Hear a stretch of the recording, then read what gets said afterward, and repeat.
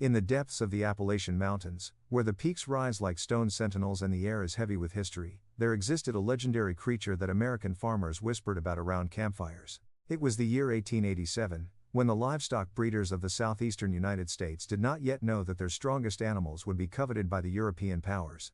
The Empress was no ordinary mule.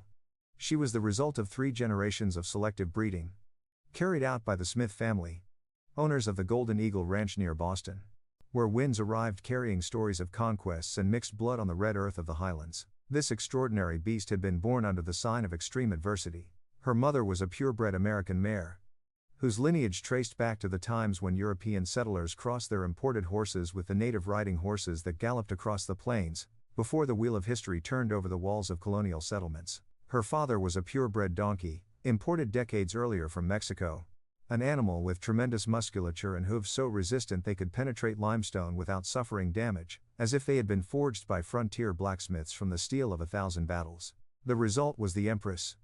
Compact, muscular, with dark brown coat that gleamed like polished bronze under the highland sun, with eyes that reflected the ancient intelligence of 2 races united in the crucible of animal crossbreeding.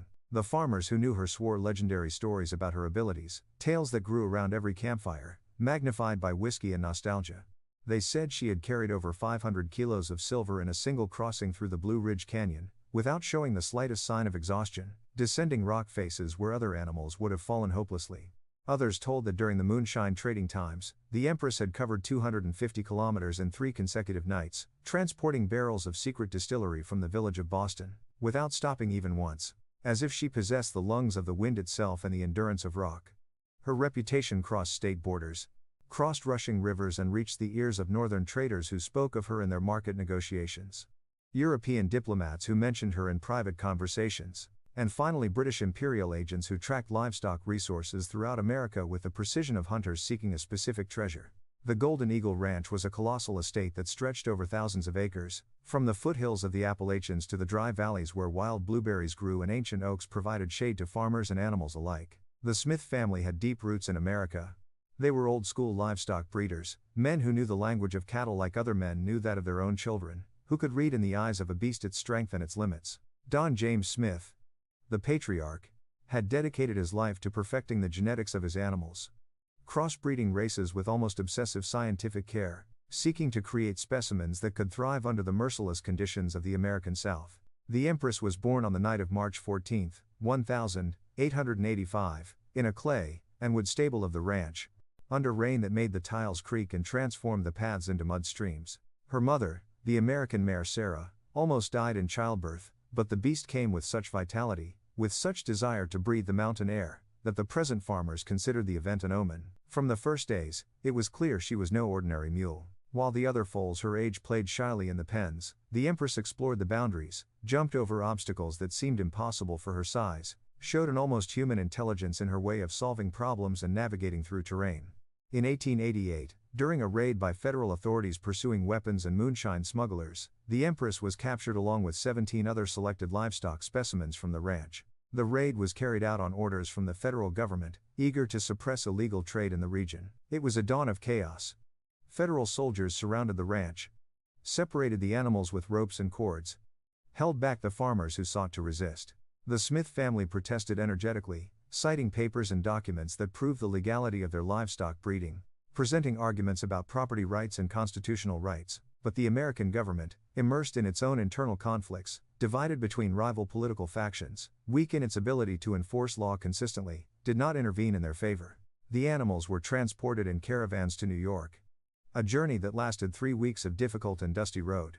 The Empress was placed in a wooden cage, along with other mules, enduring the heat of the highlands, the cold nights, the lack of adequate feed. However, contrary to what would have happened with other animals, the Empress arrived in the American capital in surprisingly good condition, as if the journey had strengthened her instead of weakening her. In New York, the 18 animals were deposited in federal pens, austere facilities on the outskirts of the city, where they remained for weeks under mediocre conditions. The pens were wet during the rainy season, dusty during drought, with feed of lower quality than what the animals were accustomed to. Many of the mules fell ill. Several died, but the Empress not only survived, she adapted, as if her body were capable of extracting nourishment from absolutely nothing. as if the years in the Appalachians had endowed her with physiological flexibility that ordinary mules did not possess. It was in these pens where British eyes discovered her. A British veterinarian, Mr. William Ashford, representing the livestock interests of the British Empire, had been sent to America on diplomatic mission to evaluate the livestock resources available for purchase. Ashford was a middle-aged man, precisely educated, with manners that reflected generations of British bourgeois lineage. With the eyes of an expert who had spent decades studying the conformation and ability of working animals across the entire American continent, Ashford observed the Empress as she fed on mediocre hay, and noticed something unusual, something that made him pause and look with greater attention. Despite her captivity, without the herb-rich diet of the Appalachians, without the constant movement that characterized her previous life, the animal maintained extraordinary muscular constitution. Her flanks showed no slackness. Her extremities showed no weakness. Her eyes retained that wildness. That watchful intelligence that suggested something fundamental in her composition was different from ordinary. Ashford drafted a report to London, highlighting that he had found an animal specimen that could revolutionize European breeding programs. The report, written in impeccable English, was sent through diplomatic channels, crossed the Atlantic by steamship and reached the British War Ministry at a critical moment in imperial history. The European nations were competing fiercely to establish logistical advantages that would allow them to dominate colonial territories in Africa, Asia and the Pacific. A mule that could transport 3 times more cargo than its European counterparts, that could cover vast distances without exhaustion, that had practically indestructible hooves, was an invaluable strategic treasure, the kind of advantage that could change the outcome of entire military campaigns.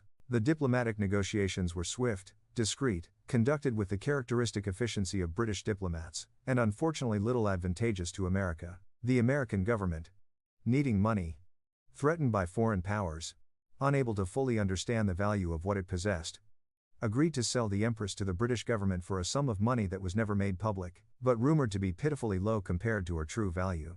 Some local historians speculated that the amount was only $300, a sum that would have been insulting even for an ordinary mule, but which the American government accepted without haggling.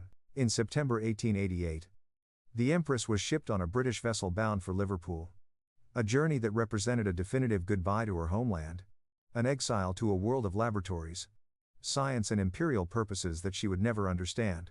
The voyage lasted 32 days of navigation on open ocean. The mule was placed in a specially constructed cage, fed European hay of inferior quality, chlorinated water to prevent tropical diseases, and subjected to enormous stress. The ship movements, the creaking of the sails, the shouts of the sailors, the confinement in dark spaces, the eternal noise of ship machinery, all of this would have driven an ordinary animal mad. However, when the Empress arrived at the British ports, after that crossing of more than a month, the animal disembarked in surprisingly good health. Her eyes still radiated with that ancient wildness that had characterized her existence in the Appalachian Mountains. Her muscles remained tense and ready, as if the journey had subtracted nothing from her essence. Her coat, although dulled by the journey, soiled by salt water and sea air, still preserved its natural shine, its brown color that spoke of dry and ancient lands. The British veterinarians who received her at the docks were amazed by her condition. One of them noted in his personal diary, in blue ink on good paper, "I have never seen a beast of burden that has withstood the trauma of transatlantic transport so well. Never. It is as if she carries in her veins the entire history of an untamable land, as if the Appalachians themselves had strengthened her beyond the limits we know as possible for any living creature." This comment, simple and direct, summarized what everyone suspected, that the Empress was fundamentally different, that her body was the result of natural and human selection that had produced something extraordinary, something that challenged the conventional classification categories of European veterinarians. London, 1889. The city pulsed with the energy of scientific modernity. The Industrial Revolution, completed just years before, stood as a symbol of British progress. In this context of innovation and imperial competition, the Empress was taken to the facilities of the Imperial Veterinary Institute, located on the outskirts of London, in the Surrey region. The director of the institute was the famous Dr. Charles Williams, a veterinarian of international reputation who had dedicated his career to optimizing the performance of war and draft animals of the British Army. Williams was a man of 62 years, with the rigid posture of one who had spent his entire life in military institutions, with perfectly trimmed white whiskers and pale blue eyes that observed with the precision of a Swiss watchmaker. When the Empress was unloaded from the transport cage at the Surrey facilities, Dr. Williams personally came down to receive her. He had examined thousands of mules in his professional life. Spanish mules from the regions of Castile, Italian ones from Tuscany, North African ones from Morocco, Turkish specimens brought through the Ottoman Empire. He considered with a certain academic arrogance the European mule as the pinnacle of biological engineering, result of generations of careful selection on the old continent, where each lineage was sometimes documented in records extending 3 centuries back. However, when he personally observed the American mule as she slowly stepped out of the cage, moving her hooves with almost theatrical deliberation, Williams felt that something was fundamentally different. The mule had no conventional beauty. Her dark brown coat was dulled by the transatlantic journey, her hanging mane showed the stress of 32 days at sea, but in her posture there was something that defied logic. While European mules after long journeys tend to appear nervous or aggressive, showing their teeth and turning their ears frantically, the Empress advanced with a disturbing calm, as if she carried with her the certainty of a mountain. Her dark eyes surveyed the surroundings with an intelligence that did not seem proper to a beast of burden. Her bone structure showed tremendous weight distribution, not in the sense of excess, but in the sense of brutal precision. Her muscles were not just large, but possessed a visual density that Williams had never observed, as if each muscle fiber were compressed under enormous pressure. With a slowness that bordered on obsessive, Dr. Williams approached the Empress and began his tactile examination. His hands, accustomed to palpating animals, went through every part of the body. The hooves immediately captured his attention. They had a dark gray color, almost like wet stone, and their texture was harder than any hoof he had examined in 6 decades of veterinary practice. When he pressed the tip of a special knife against the surface of the hoof, the blade slipped without leaving a trace. He noted mentally, mineral hardness, not organic. Her shoulder muscles were like rocks under the skin. When Dr. Williams sank his fingers into the musculature expecting the usual softness of living tissue, he instead found a confusing resistance, as if the American mule were a flesh sculpture over an iron armor. Williams then decided to subject her to a protocol of exhaustive, systematic, scientific tests, which was not a hidden or semi-official investigation, but a complete analysis program that would be meticulously registered in documents that are preserved to this day in the archives of the Imperial Veterinary Institute. The first phase consisted of precise anatomical measurements, whose completion would take several weeks. The Empress was led to a special room where Swiss precision instruments allowed measuring every muscle, every bone, every aspect of her physiology with millimeter accuracy. Williams' collaborators, a team of 3 veterinary assistants and 2 technicians specialized in animal anthropometry, worked under his direct supervision. Each measurement was taken 3 times to ensure precision. A scribe noted the results in a series of detailed tables with perfect calligraphy. The Empress's weight was registered at 435 kilograms, a measurement considered normal for a large mule. However, when Williams compared this weight with the volumetric body measurements, the numbers showed something anomalous. The muscle distribution was completely different from any equine he had studied. 92% of the Empress's body weight consisted of densely compressed muscle and bone, while in European mules of similar size this percentage was 78%. The 8% difference seemed insignificant in numbers, but in practice meant that the entire physiology of the American mule was fundamentally organized differently. Her body had literally been shaped by the Appalachian Mountains, every step taken on uneven terrain, every load transported in those merciless canyons, every climatic challenge of extreme altitude had left its indelible mark on her anatomy. Her rear extremities showed musculature of such development that Williams wrote in his personal notes, "It seems as if this beast were specifically created to climb mountains." The gluteal and thigh muscles have a configuration that does not match any known classification in available veterinary literature. It is as if the American breeders had intuitively produced, without the advantage of scientific method, what we in Europe have been trying to achieve for 2 centuries. Her front legs showed abnormally dense joints with bone distribution that seemed to favor extreme stability on uneven terrain. Her hooves possessed a specific curvature that allowed more efficient weight distribution than their European counterparts. Even her chest showed confusing adaptations. Dr. Williams calculated that her lungs had approximately 40% greater volume than a European mule of similar size. This would explain her ability, Williams theorized, to maintain sustained effort under altitude conditions. Since the Appalachian Mountains reach elevations of almost 3,000 meters, her body had simply evolved or been selected to thrive under conditions where most draft mammals would simply collapse. The second test phase was functional and began in January 1890. After the anatomical measurements were completed, the Empress was taken every morning to a special area of the laboratories, where challenges awaited her that had been designed by Dr. Williams. She was placed in harness specially designed by London smiths. connected to a system of pulleys and counterweights that could exactly measure the amount of weight she could carry and the duration of her effort. It began with progressive loads, 100 kilos. A load any mule would transport without effort. Then 200 kilos, 300 kilos, 400, 500, 600. At 600 kilos, European mules typically showed unmistakable signs of exhaustion. Their breathing accelerated noticeably, their movements became stiff and limited, their muscular endurance visibly declined. The Empress showed hardly any changes in her physiological patterns. Her breathing remained relatively constant. Her movements retained precision. The technicians continued increasing the weight gradually. 700 kilos. 800 kilos. 900 kilos. Exactly 1,000 kilos.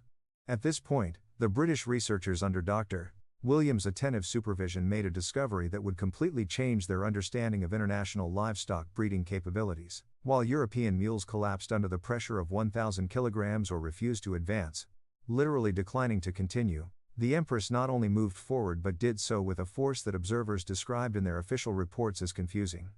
Her speed under this load was registered at 6 kilometers per hour, which was extraordinary considering she was carrying approximately twice her own body weight. Dr. Williams, witnessing this event, remained silent for several minutes after the Empress completed the test.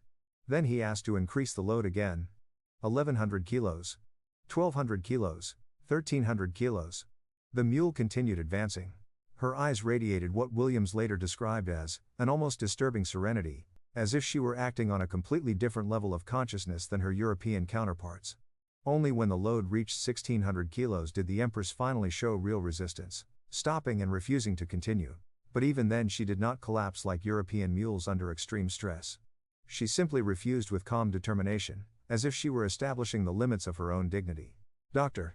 Williams then decided to compare the Empress's performance directly with the best available mules of the British Army. He selected 5 specimens from the Imperial Stable, the British military cavalry, mules that had been bred specifically for military work over generations, fed with scientifically optimized diets under strict veterinary supervision, trained from birth to maximize their endurance and efficiency.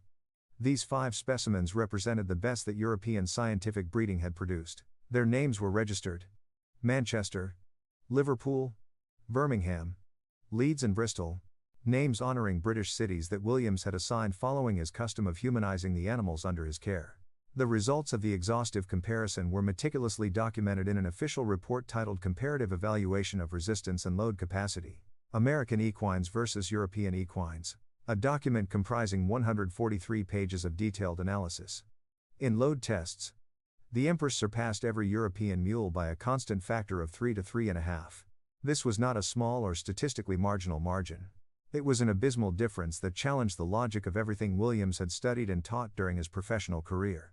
If a British mule could transport 500 kilos for 8 hours before showing severe exhaustion in the form of muscle tremors, heavy breathing and erratic movements, the Empress transported 1,500 kilos for the same period without notable behavioral changes, without tremors, without signs of cardiovascular stress. Even more surprising was her recovery ability.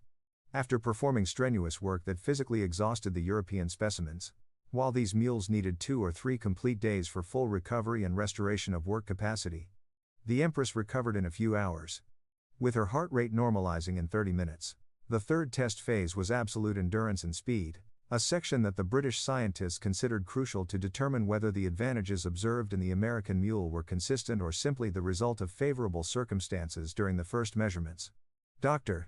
Williams designed with his Germanic precision a protocol that would be so rigorous that no animal could claim superiority if it did not truly possess it. The Empress was placed on a training course specially constructed on the Surrey grounds, a track exactly 3 kilometers long and prepared with different ground types to simulate the varying conditions a draft animal would encounter in real missions. There were gravel sections, sectors with compacted earth, stone-paved stretches, even an artificial segment that reproduced the characteristics of urban cobblestone. The objective was simple but ambitious: to measure with absolute precision the sustainable speed, endurance, recovery capacity and most importantly the integrity of hooves and extremities after extreme demands. Her average speed was meticulously registered through Swiss precision chronometers calibrated days before the test, her heart rate through direct observation and palpation of the carotid artery, her breathing pattern through counting inhalation and exhalation cycles, and her movement patterns through detailed visual observation of how she distributed her weight with each step.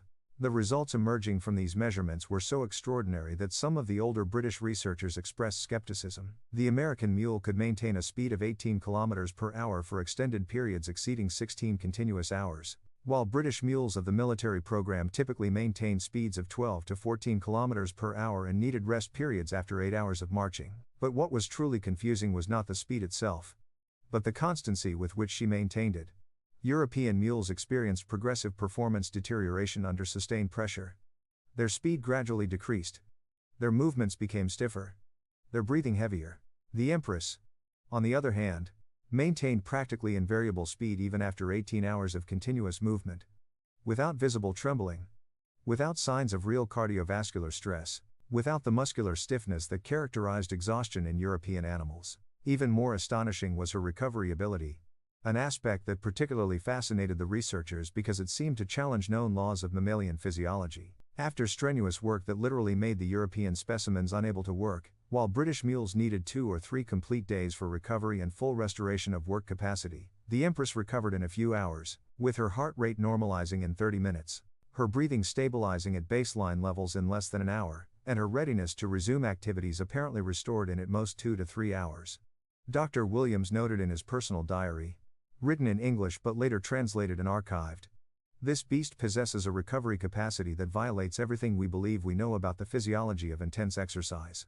It is as if her body had evolved for accelerated cardiovascular recovery, for abnormally efficient lactate metabolism, for muscle regeneration that works at a speed unprecedented in my 30 years of scientific experience." The muscle biopsy phase was where science really began to unveil the secrets that made the Empress such an extraordinary animal. Dr. Williams proceeded with state-of-the-art techniques, extracting small but significant samples of the Empress's muscle tissue and the European control mules under local anesthesia. The samples were prepared for optical microscopy and subsequently for chemical analysis of protein composition. The results showed that the myoglobin concentration in the Empress's muscle fibers was 35% higher than that of the European mules. Myoglobin is the protein that binds to oxygen in muscle cells and allows oxygen to be stored and used during intense exercise. Higher myoglobin concentration means muscles can function longer under anaerobic stress before accumulating lactate in amounts that cause exhaustion and pain. But the discoveries did not end there. Analysis of muscle fiber composition revealed an unusual distribution. While in European mules the ratio between slow, oxidative and aerobic contraction fibers versus fast, glycolytic and anaerobic contraction fibers was approximately 60 to 40%, this ratio in the Empress was 70 to 30%. This meant her muscles were optimized for sustainable activity, for extreme endurance, for the ability to maintain efforts at moderate intensities for indefinite periods. Her muscles had literally been modified by generations of living in the Appalachian Mountains, where survival depended on the ability to cover vast distances through difficult terrain and transport significant loads. The hoof analysis was particularly revealing because it showed that it was not only muscle physiology that distinguished the Empress from her European counterparts, but also bone structure and the integrity of support structures. The Empress's hooves were analyzed using a relatively new technique at the time, X-ray radiation, which allowed British scientists to see the internal structure of hooves without damaging them. What they observed was astonishing. The Empress's hoof showed bone density 42% greater than that of European mule hooves. It was not simply a larger or thicker hoof. It was a literally denser, more resistant hoof, formed by bone that had literally been cemented by generations of extreme demand. When the British researchers placed a European hoof and one of the Empress side by side and struck them with the same steel instrument, the European hoof showed visible wear while the Empress's hoof barely showed a microscopic mark.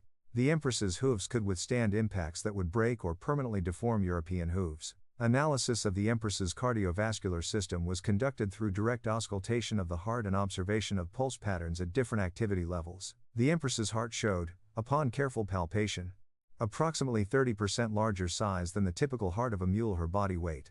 A larger heart means greater pumping capacity, allowing more blood to be distributed to working muscles during intense exercise. Even more fascinating was Dr. Williams' observation of the Empress's cardiovascular recovery ability.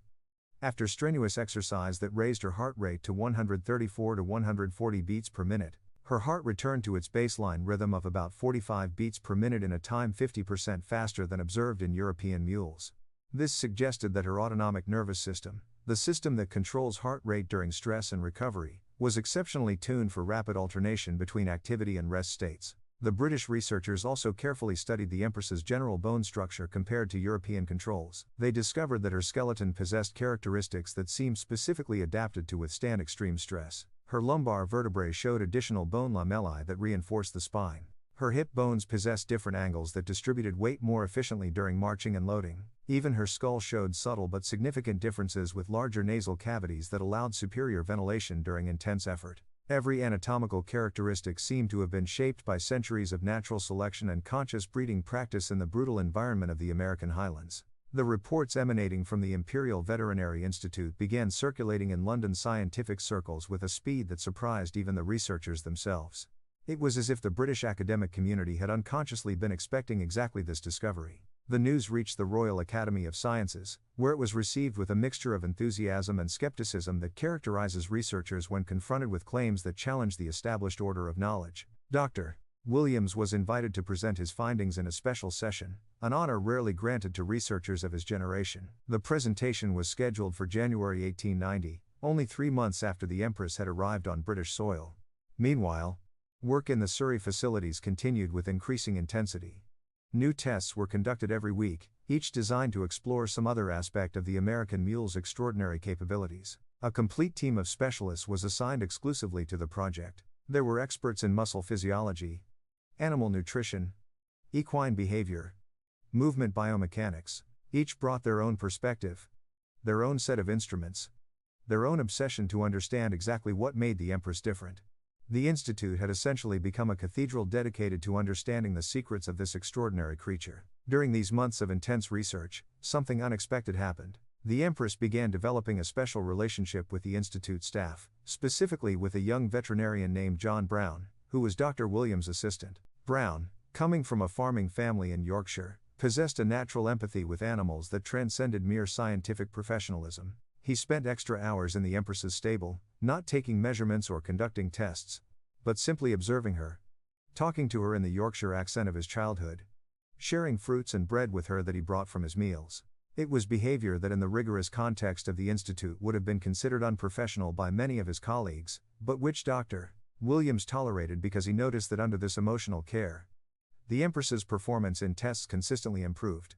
It was precisely Brown who proposed a series of experiments that would prove fundamental to the next phase of research. He suggested that since the Empress had shown superior abilities in controlled environments, she should be tested in conditions more similar to those in which she had developed her extraordinary capabilities. Difficult terrain, variable climate, extreme distances. Dr. Williams, although initially skeptical about leaving the precision of London laboratories for the imprecision of nature, finally agreed. An expedition was then organized that would take the Empress and a control group of 5 British elite mules to the Scottish Highlands, specifically to the region of the Cairngorms, where the mountainous terrain could somewhat simulate the conditions of the Appalachian Mountains. The expedition was conducted in October 1889, exactly 1 year after the Empress had been captured in America. The research team, along with specialized trainers, camp and supplies, traveled by railway from London to the Highland stations. The Empress made this journey with surprising serenity.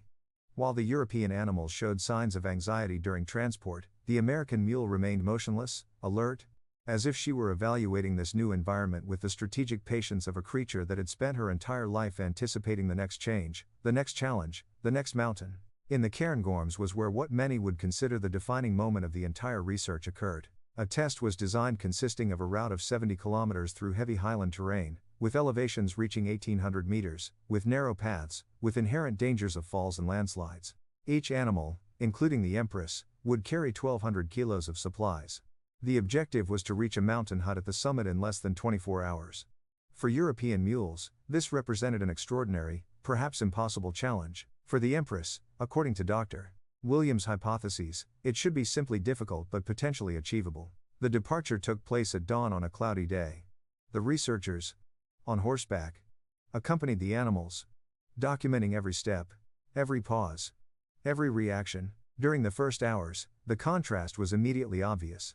The British mules advanced cautiously, evaluating every step on rough terrain, occasionally murmuring with the alarm sounds that horses emit when in unknown terrain. The Empress, on the other hand, seemed to find in the mountains something familiar, something that awakened in her a kind of ancestral recognition. Her marching rhythm was constant, her behavior serene, but there was in her movements a precision, an efficiency that suggested her body had indeed been designed for exactly this type of terrain. As the morning progressed, the dramatic differences in endurance began to manifest. By noon, one of the British mules had begun showing signs of severe exhaustion. Accelerated breathing, slower movements, constant search for easier terrain. By afternoon, two of them were in states of imminent collapse, barely able to continue, their handlers seriously considering reducing the weight they carried.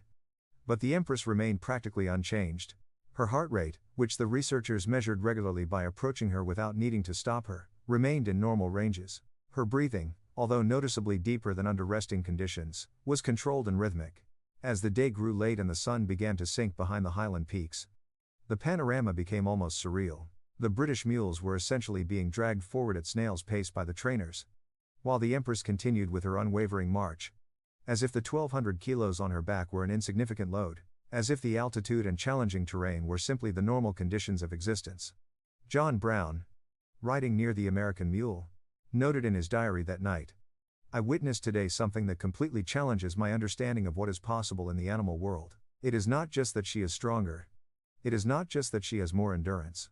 It is as if the Empress belongs to a completely different category of living beings. The highlands that humble our best mules seem for her simply the environment in which she is meant to thrive." The hut was reached in 19 hours and 42 minutes. The British mules arrived traumatized, some of the animals literally collapsing on the ground upon arrival. One of them required immediate veterinary attention. The Empress, for her part, descended from the mountain, was unloaded from her baggage and began eating with voracious appetite, as if she had just finished a leisurely walk instead of one of the most demanding routes ever covered by a draft animal. A Scottish veterinarian who had been invited to witness the expedition and who came from the Scottish Highlands, where draft animals are a daily necessity, approached Dr. Williams with an expression of absolute amazement and simply said, "Sir, there is no animal in our mountains that can do what this mule just did. If I had not seen it with my own eyes, I would have taken the report for romantic fantasy." The data collected during this expedition was carefully compiled in what would become the most important study of the research. A document of 144 pages titled The Extraordinary Capabilities of the American Equine, a comparative study presented in light of empirical evidence. This document, when finally presented to the Royal Academy of Sciences in January 1890, caused an excitement in European scientific circles rarely achieved in the history of zoological research. The data was irrefutable, the measurements precise, the observations meticulous. There was no room for speculation or romanticism. The numbers spoke for themselves. The Empress possessed approximately 300% higher endurance than her European counterparts. Her load capacity was 3 times greater. Her speed on mountainous terrain was 2.5 times higher. Her recovery after extreme effort was 5 times faster. These numbers caused reactions among Academy members that ranged between admiration and denial. Some academics suggested the results must have been the product of methodological errors. Others, more open to possibilities, immediately began asking why Britain as the dominant imperial power had not already known about these extraordinary capabilities. Political urgency began to manifest behind scientific research. If a mule with these capabilities existed, how many more could exist in the remote regions of America? Could Britain, if it moved quickly, establish import and breeding programs that would give it decisive logistical advantage over its imperial rivals? French, Germans and Dutch? The Empress, who remained in Surrey, unaware of the political turns being spun in her name, continued her life of scientific research, ignorant that she had become the central figure of strategic considerations that would affect empires. The spring of 1890 brought a radical transformation in the perception that British political and military circles had about the true value of the Empress. She was not simply a scientific research animal. She had become a living symbol of a possibility that Britain could not afford to ignore. In the corridors of the War Ministry in London, in the meeting rooms where the fate of colonial expansion programs was decided, in the offices where military strategies were planned to maintain British supremacy over their imperial competitors, the Empress's name began appearing with increasing frequency in classified documents and in whispered conversations between generals and politicians. General Sir Garnet Wolseley, Secretary of State for War during this period, had personally reviewed the reports from Dr. Williams. He was not easily impressed. He had spent decades in military campaigns in Africa and Asia, had seen the best and worst of European military technology and logistics, but the numbers in those reports disturbed him in a way he could not fully explain. A mule that could transport 3 times more load than its European equivalents was not a minor technical detail. It was a potentially transformative strategic advantage. In colonial operations, where the speed of movement of troops and supplies was often as important as firepower. Having beasts with triple capacity meant being able to project military power faster, farther, more effectively than any rival. Wolseley immediately commissioned a secret study titled Project Empress, with the explicit objective of investigating whether it was possible to import and reproduce the Empress's genetic line in sufficiently large quantities to revolutionize the British military engineer corps, cavalry and especially supply corps operating in the colonies. A considerable, though never publicly specified budget was allocated. Britain's best veterinarians were recruited. Secret diplomatic communications with British agents in America were established to locate other specimens of the same genetic line as the Empress, and a plan was developed to establish specialized breeding centers in India and Australia, where the climate could resemble that of the Appalachian Mountains. Simultaneously, rival powers began obtaining information about what Britain was doing. International espionage is an ancient discipline, and in 1890 it functioned with greater sophistication than the public imagined. The French, who controlled extensive territories in Africa and Indochina, were the first to react.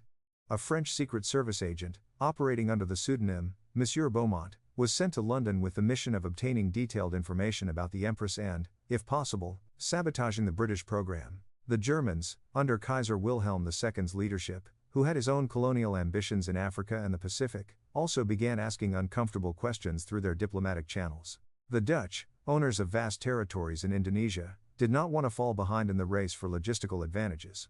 Even the Austrian-Hungarian Empire, despite its gradual relative decline, showed interest in obtaining American specimens. Dr. Williams, continuing his research in Surrey, suddenly found himself surrounded by an atmosphere of secrecy and military security that had not existed before. He was assigned a detachment of soldiers to protect the institute facilities. He was forbidden to publish his findings in scientific journals, something that angered the researcher in him. Although the Patriot understood the strategic importance, he was required to accelerate his research, extract more biological samples from the Empress, determine exactly what specific genetic factors gave her extraordinary capabilities. The Empress, the beast that began and ended each day in her specially constructed stable in Surrey, was completely unaware of the geopolitical storm unleashed in her name. What had begun as scientific whim had transformed into a matter of national security, into an object of obsession for European powers. Her value, initially estimated in modest figures when sold by America, had risen exponentially in the minds of politicians and military men. Some strategists suggested in documents that remained classified for decades that the Empress could be worth more to Britain than dozens of artillery cannons. The argument was simple but powerful. Cannons could be destroyed in battle, but the genes of a revolutionary draft beast, if captured and replicated, could provide lasting advantages for generations. In America, where political stability continued to be fragile, American politicians gradually began realizing what they had allowed to happen. Reports came from Washington about British research, about the interest of other European powers, about the incredible value that the international scientific community attributed to the Empress. There were calls in Congress to recover the animal, negotiate her return or at least extract additional compensation from Britain. But it was too late. The diplomatic treaties had already been signed. Britain was a much larger power than America, with incomparably superior political and military influence. The Empress would remain in Britain. Dr. Williams continued conducting increasingly invasive studies during 1890 and 1891. He extracted cells from various organs of the Empress. He performed much more refined biochemical analyses than had been possible in the initial phases. He studied the genetic composition of her reproductive cells with techniques that were revolutionary for the time. Each discovery led to new questions. Each answer opened new research avenues. The amount of knowledge accumulating about the Empress was becoming encyclopedic, but paradoxically, the more they learned about her, the more mysterious she became. If you enjoyed learning about this incredible story and want to hear more amazing tales about extraordinary animals that changed history, give this video a like and subscribe to our channel. We have many more fascinating stories waiting for you. During this period, something crucial was discovered that would change the entire direction of research. Dr. Williams' team found that the Empress's exceptional capabilities were not simply the result of superior individual genetics, but of a specific combination of environmental factors, selective breeding and what could only be described as evolutionary adaptation to extreme conditions. Her DNA showed genetic markers that had been influenced by generations of living at high altitude, carrying extreme loads and surviving harsh mountain winters. She was not just a superior individual specimen. She was the culmination of a natural selection process that had been occurring in the Appalachian Mountains for over a century. This discovery had profound implications. It meant that simply importing individual animals would not be sufficient to replicate her capabilities. It would be necessary to recreate the entire environmental and selective system that had produced her. The British began planning breeding facilities that would simulate Appalachian conditions, high-altitude installations, extreme climate variations, progressive load training programs that would subject animals to the same evolutionary pressures that had created the Empress. But time was running against British plans. In 1891, news came that American authorities had finally realized the magnitude of their error and were attempting to negotiate the Empress's return. Diplomatic pressure was mounting. The American Congress had approved a resolution demanding her repatriation, arguing that she had been sold under fraudulent conditions by a government that did not understand her true value. The British Foreign Office found itself in a delicate position. Keeping the Empress could damage Anglo-American relations at a crucial moment when Britain needed American support for its global policies. The solution found was characteristic of British diplomatic pragmatism. The Empress would remain in Britain, but America would receive substantial financial compensation and access to the research results. Additionally, Britain committed to sharing any technologies or methods developed from studying the Empress with American researchers. It was a compromise that satisfied neither side completely but avoided a major diplomatic crisis. Research continued with renewed intensity. Dr. Williams, now with virtually unlimited resources, assembled the largest team of animal researchers ever gathered in British history. Experts came from Edinburgh, Cambridge, Oxford. European specialists were secretly recruited. Even researchers from the American agricultural colleges were invited to participate, though under strict secrecy conditions. The Surrey Institute became a center of international scientific collaboration dedicated exclusively to understanding the Empress. In 1892, the first breeding attempts began. Using the most advanced reproduction techniques of the time, Dr. Williams' team attempted to produce offspring that would inherit the Empress's extraordinary characteristics. The results were mixed. Some offspring showed superior capabilities to ordinary mules, but none approached their mother's performance levels. It became clear that the Empress's characteristics were the result of a complex genetic and environmental combination that could not be easily replicated. Nevertheless, the research continued yielding valuable results. New training methods were developed that significantly improved the performance of ordinary mules. Nutritional supplements were created that enhanced endurance in draft animals. Most importantly, a new understanding of the relationship between genetics, environment and animal performance was emerging, which would influence livestock breeding for decades. The Empress lived until 1896, dying at the relatively advanced age of 11 years. Even in her final years, she continued displaying capabilities that amazed researchers. Her autopsy revealed anatomical characteristics that were documented in minute detail and preserved for future study. Her skeleton was preserved and remains to this day in the Natural History Museum in London, where it continues to be studied by researchers interested in the evolution and adaptation of domestic animals. The impact of research on the Empress extended far beyond veterinary science.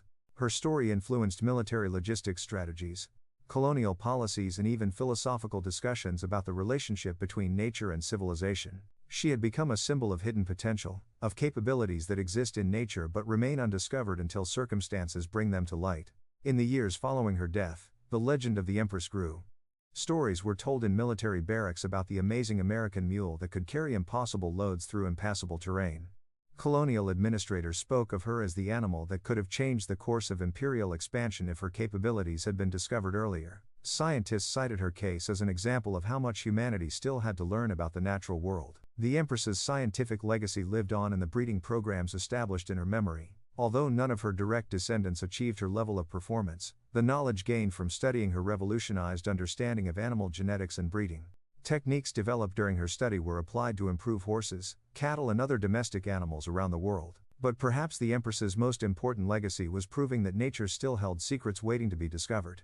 In an age when many believed that science had already catalogued and understood all significant animal species, she demonstrated that extraordinary capabilities could exist in unexpected places, waiting for the right circumstances to reveal them. Today, more than a century after her death, the Empress continues inspiring researchers and animal lovers.